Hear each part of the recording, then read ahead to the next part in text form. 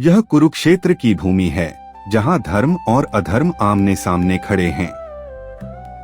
जहां अर्जुन के मन में मोह, भ्रम और शंका उत्पन्न हो चुकी है।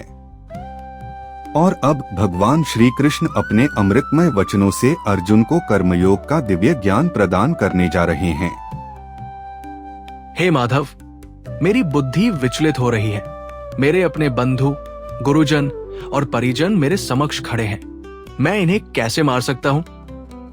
क्या इस युद्ध में विजय पाना मेरे लिए श्रेयस्कर होगा? मेरा मन दुर्बल हो रहा है, मेरा शरीर कांप रहा है। मैं अपने धर्म और अधर्म में भेद नहीं कर पा रहा हूं।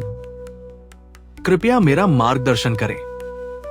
हे पार्थ, तू इस मोह को क्यों धारण कर रहा है? यह तेरा धर्म युद्ध है और तू इससे विमुख होकर अधर्म की ओर बढ़ रहा है। क्या तू यह नहीं समझता कि यह शरीर नश्वर है, किंतु आत्मा अजर-अमर है? जो जन्मा है उसकी मृत्यु निश्चित है और जो मरा है उसका पुनर्जन्म निश्चित है।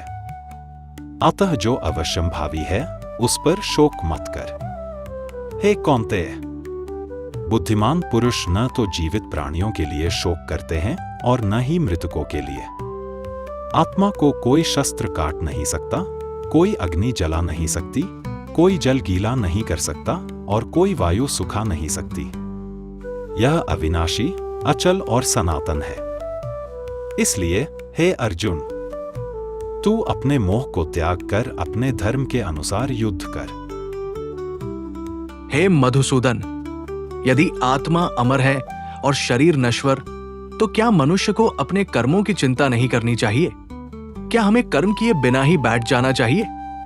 नहीं हे अर्जुन, ऐसा सोचना भी अज्ञानता है। यह संसार कर्ममय है। कोई भी क्षण भर के लिए भी बिना कर्म किए नहीं रह सकता। हे भारत, तू कर्म किए बिना एक क्षण भी नहीं रह सकता, क्योंकि प्रकृति के गुण तुझे कर्म करने को बाध्य करेंगे। लेकिन याद रख, तुझे केवल कर्म करने का अधिकार है, परंतु कर्म के फल पर नहीं। अतः तू कर्मफल की चिंता मत कर और न ही आलस्यपूर्वक निष्क्रियता को अपना धर्म बना। जो निष्काम भाव से कर्म करता है वही सच्चा योगी है। कर्म का त्याग मत कर, बल्कि आसक्ति का त्याग कर। हे केशव, यदि कर्म करना अनिवार्य है तो किस प्रकार का कर्म श्रेष्ठ है? क्या सभी कर्म हमें बंधन में डालते हैं? हे अर्जुन, दो प्रकार के कर्म होते हैं, एक जो बंधन में डालते हैं और दूसरे जो मुक्ति का मार्ग प्रशस्त करते हैं। जो व्यक्ति अपने कर्म को ईश्वरार्पण कर देता है और फल की आसक्ति छोड़ देता है, वह संसार के बंधनों से मुक्त हो जाता है। सच्चा योगी वही है जो निष्काम भाव से अपने कर्तव्यों का पालन करता है। वह न प्रशंसा में हर्षित होता है, न ही अपमान में दुखी।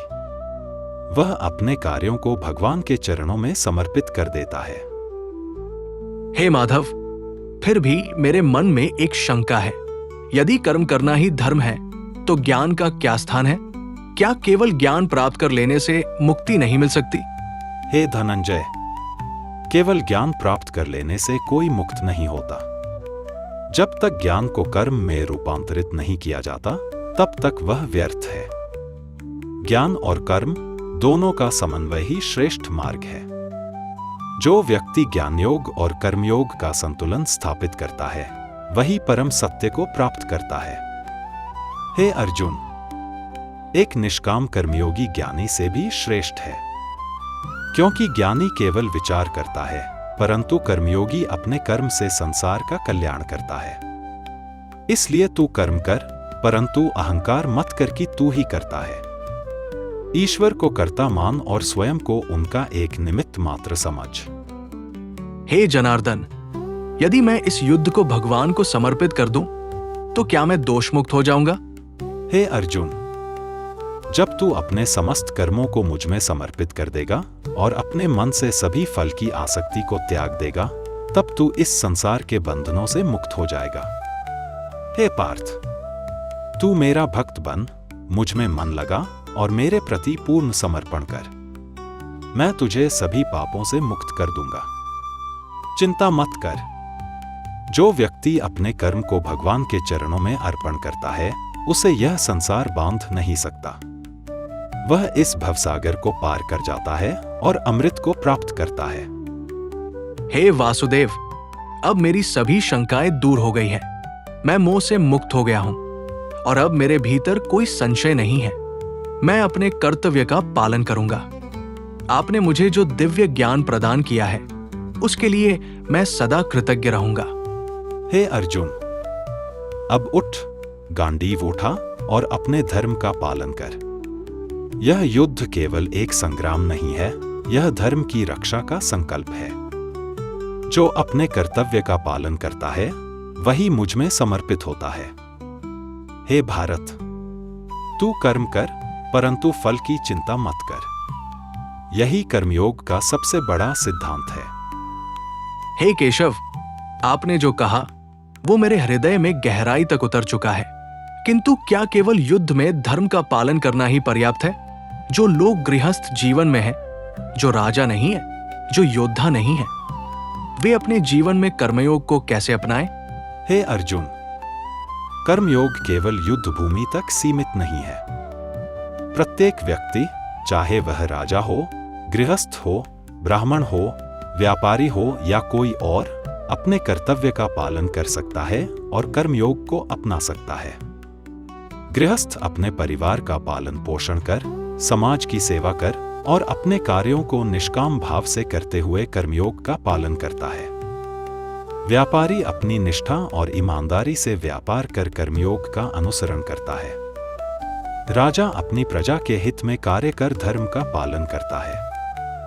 हे भारत, कर्म किसी एक वर्ग के लिए नहीं है, यह समस्त संसार का आधार है। जिसने इसे समझ लिया वह मुक्त हो गया। हे माधव, किंतु इस संसार में लोग मोह, लालसा और इच्छाओं के वशीभूत होकर कर्म करते हैं। वे फल की कामना में ही बंधे रहते हैं। ऐसी स्थिति में वे अपने कार्य को कैसे शुद्ध कर सकते हैं? हे पार्थ, यह संसार त्रिगुणात्मक है, सत्वगुण, रजोगुण और तमोगुण। जो व्यक्ति रजोगुण और तमोगुण में फंस जाता है, वह कर्म के बंधन में पड़ जाता है। किंतु जो व्यक्ति सत्वगुण को धारण करता है, वह कर्म को समर्पण भाव से करता है।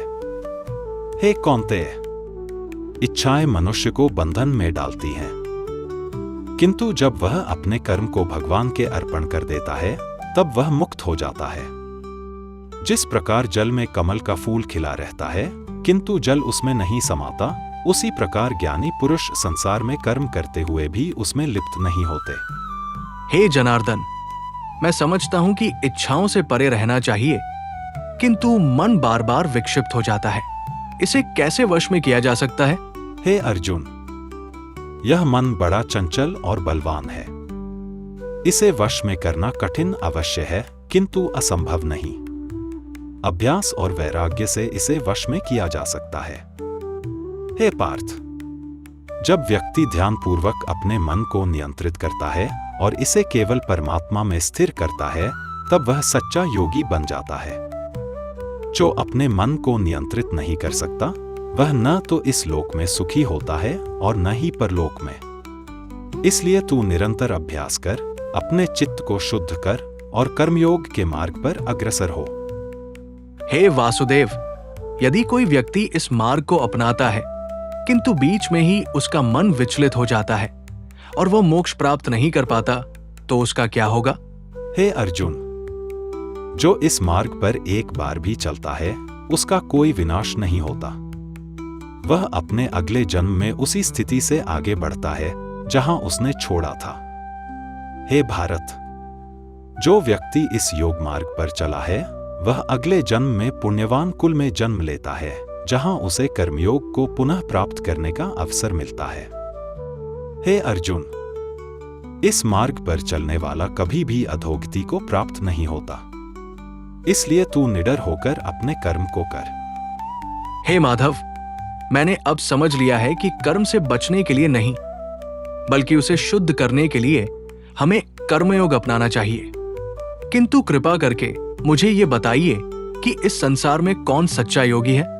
हे पार्थ, जो व्यक्ति संभाव में स्थित रहता है, जिसे न सुख में हर्ष होता है और न दुख में शोक, जो मित्र और शत्रु को समान दृष्टि से देखता है, जो सर्दी गर्मी मान अपमान में एक समान रहता है, वही सच्चा योगी है।